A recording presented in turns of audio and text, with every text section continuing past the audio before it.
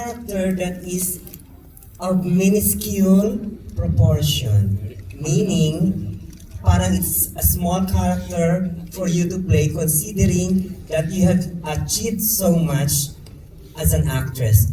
You've won awards here, there, and everywhere. What was the compelling reason why you accepted the character of a security guard? Is it because your character has a promise in while the show is ongoing? Yes, Alex. Malaki yung role na yon. Okay?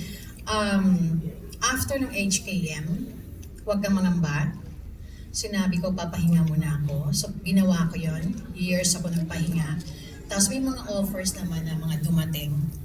Tinanggihan ko. Kasi pare-pareho na nanay na gano'n, na gusto ko naman din, alam mo, ma-break yung gano'n, na maiba yung role ko. So, after 2 years, ito, dumating itong role na to, na si Lydia, security guard. Tinanggap ko nang walang pag-aalinlangan. Kasi, again, after HKM, pinagkatiwalaan ako ng Dreamscape ng panibagong magandang role.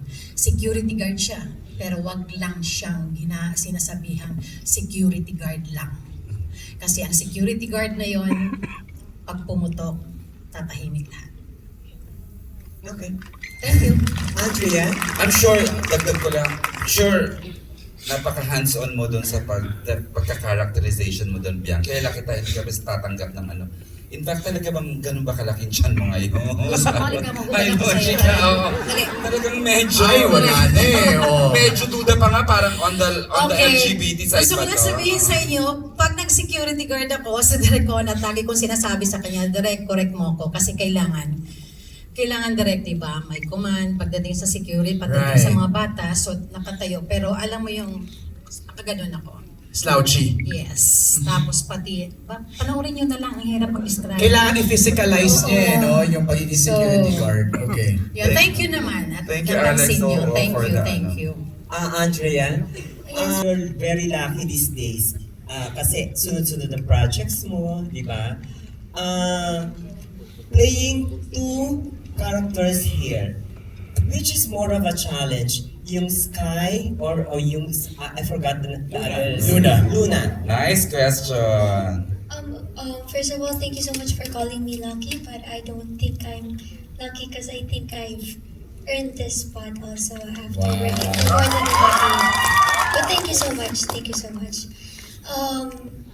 I think mas challenging po for me is Sky kasi si Luna mas yung emotions niya, mas kita nyo agad lahat, mas kita agad yung vulnerability niya, at saka mas vocal po kasi si Luna, pero si Sky mas paloob po kasi lahat ng emotions niya, and hindi siya talaga, hindi siya makunot, hindi siya iyakin, mas matapang po siya. So, mas may nahirapan po akong ilaro si Sky kasi parang paano ko gagawin kakaiba siya kasi baka mangyari maboard sa kanya yung mga tao. So, dun lang po ako medyo nahihirapan, at saka mas gusto ko lang si Luna, mas maganda kasi siya para sa akin. Siya kasi naka-makeup eh. Charot. Pero yun lang naman po. Tsaka mas mahirap po si Sky kasi kailangan kong konting laliman yung boses ko po kasi hindi naman po talaga ganun yung speaking voice ko. Okay. Congratulations.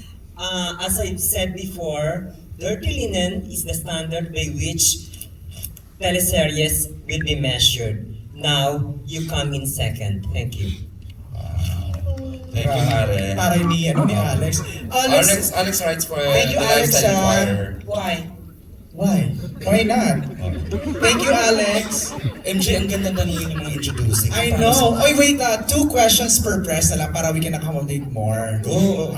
Si Don Sermino ang next. Ayan, oo. Don. Early bird yan kanina.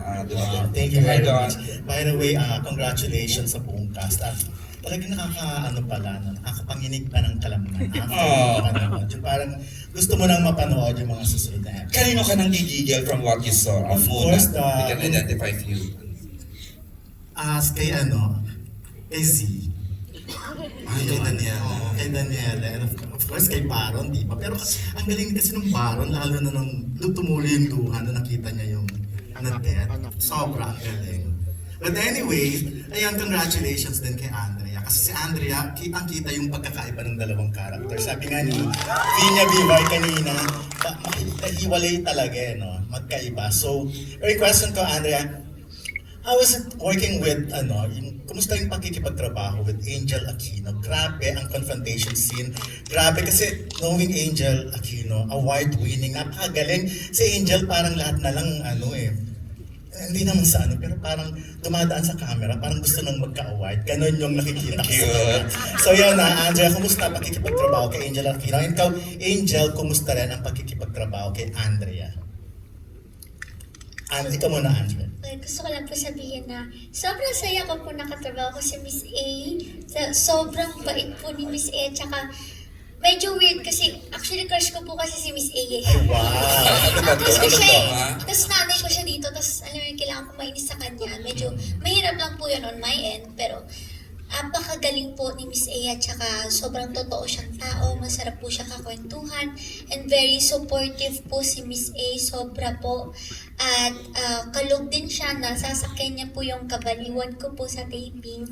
Kaya thank you so much Miss A. At ang ganda-ganda niya. Wala naman ako. Basta, of course po, it's an honor po talaga na maka-eksena ang isang Miss Angel Aquino. It's an Walang honor. intimidation factor because yung kahusayan niya, wala kang na-feel. Ako yung intimidated sa kanya. Why? Sobra. I guess, kasi napanood ko na yung mga materials niya. Noon pa, bata pa lang siya, napapanood ko when tatay niya si Zanjo, and then yung MMK niya. I've seen her works and I know how good she is. So, natatakot lang ako kasi hindi ko alam kung swak kami ng proseso. But, so I was kind of excited and also scared working with her. Kasi I was hoping sana umpisa pa lang mag-gel kami agad. And thankfully, I was so relieved kasi ang sarap niya ka-eksena. There was... Bagay tayo, Miss A. There was... Naku, huwag kang ganyan. Joke lang. Ay, peace. Ano yun? Kasi Angel naman talaga maraming may girl crush sa kanya. Di ba pag tinatanong, lagi ikaw yung isa sa mga na-mention. Pero yun nga, meron akong eksena. Kasi syempre, unang araw pa lang namin ang hirap ng mga eksena. You've seen... Tsaka dalawang beses inuulit kasi dalawang character. Yes. Oh, yeah. Tapos, merong isa na sobrang intense. I was crying. She was telling me, bakit ayaw mong paglaban si ate, ganyan. And I was having a hard time getting there.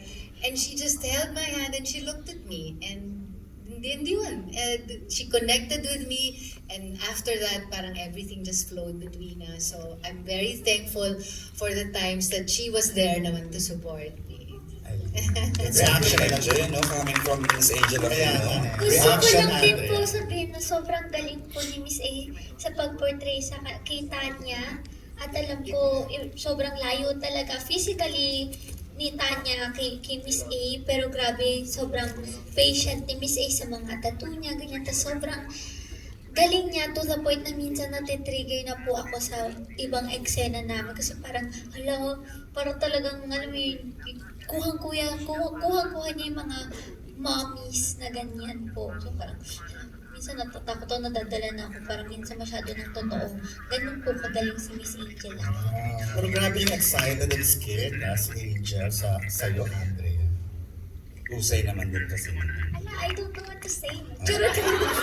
Ala, hindi ang kilig na. Thank you very much and good luck. Thank you, Thank you, Don. Don. Ang next, magtatanong. Ona. For the record, hi, direct